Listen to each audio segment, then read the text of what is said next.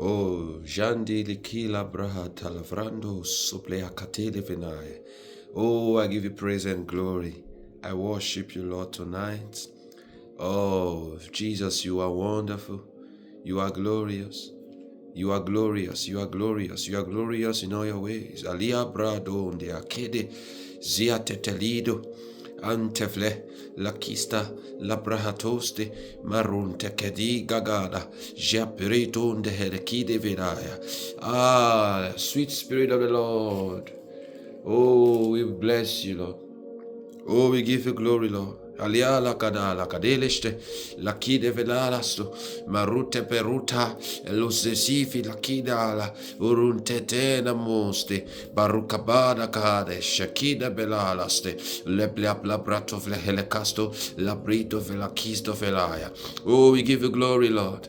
Thank you, Father. You are wonderful and glorious. Oh, belikida kakadash. You are holy forever. Oh, we worship you. Thank you, Lord. In Jesus' name, we are still praying. Good evening, beloved of the Lord. I have a word for someone tonight. It is a quick one, and I'm coming your way again. And I'm sharing the burden that the Lord has for me for our generation. As we all know, the mercies of God supersedes everything we can ever think about. Because for us to get to the grace, we need mercy. For us to work in alignment with God, we need mercy.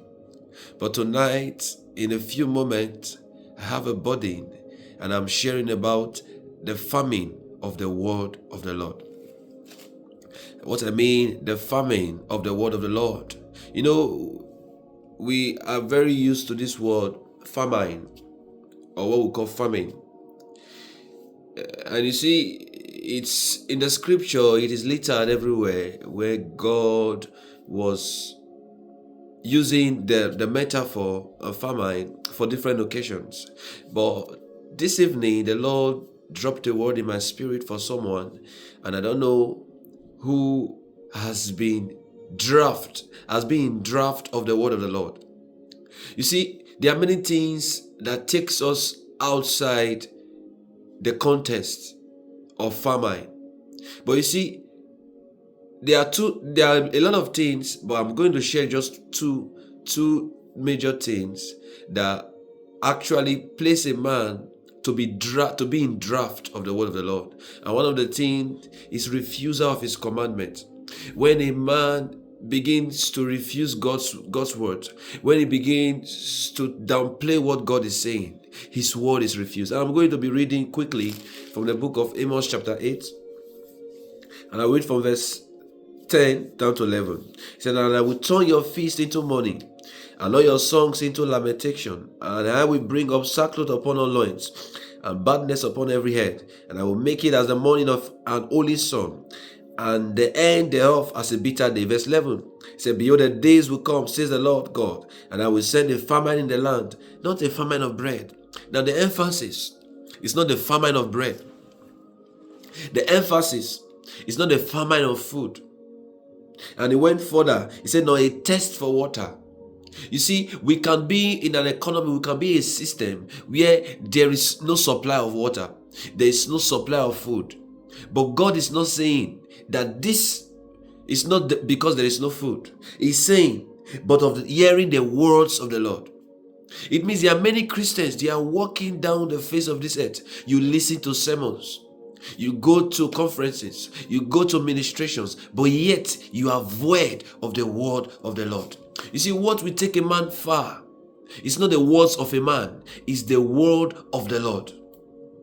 The word of the Lord is the power tool that takes you from the pit to the palace. And the Lord is calling us this evening. He's calling us wherever you are in the world. He's calling you. Whether you are in the morning, in the afternoon, in the evening. He's calling you. And He's bringing your attention to this. That you have been famined of the word of the Lord. You have been drafted of the word of the Lord. You have the money, you have the connection. But do you have the word of the Lord? The word of the Lord is not when you read the Bible. The word of the Lord is what he gives to you himself.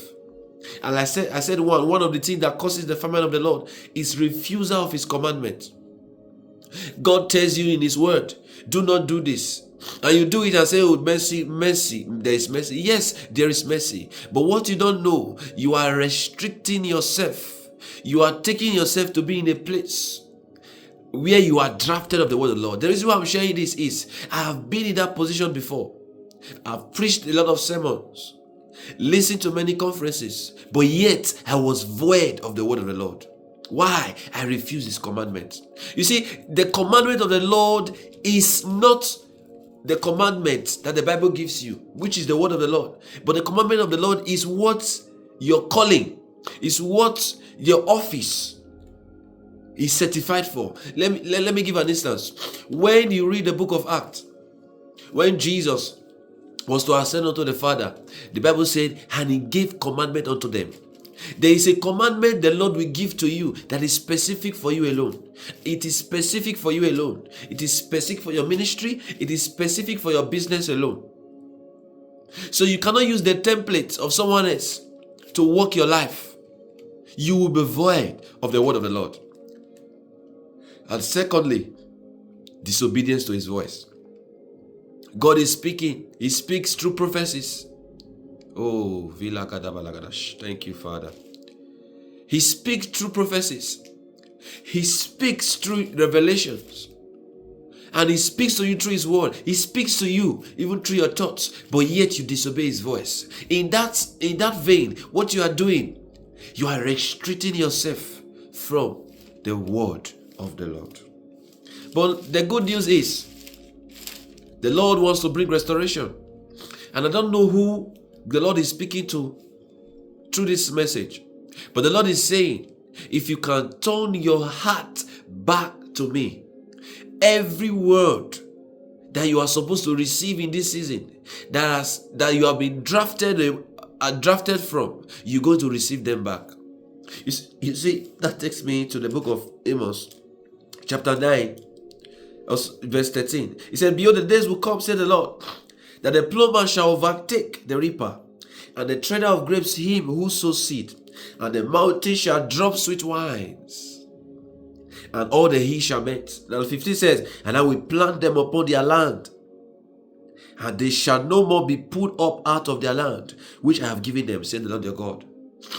That's the word of the Lord for us tonight. And I feel led to share this word tonight. I don't know who this word is going to get to, but the Lord is stirring a move. He's stirring an hunger. And he's saying, you have been famine of the word of the Lord. But can you trace your heart back to me? And I will receive you unto myself. I just want to also pray quickly. And we're praying, we're asking the Lord, Lord, by your mercy, we want to receive your word again. By your mercy, we want to receive your word again. By your mercy.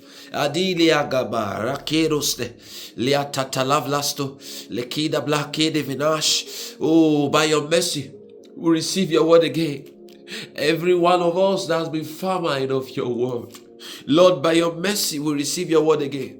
By your mercy, by your mercy, by your mercy, we receive your word. Adiala kadadashte lekista halakido vlate ruetabi gabalaroste laketosta elekida branta jabababababarato elwekete lakato ratiste lakabababosa elwate lakeda labrata lanto lakarata dadato ebrota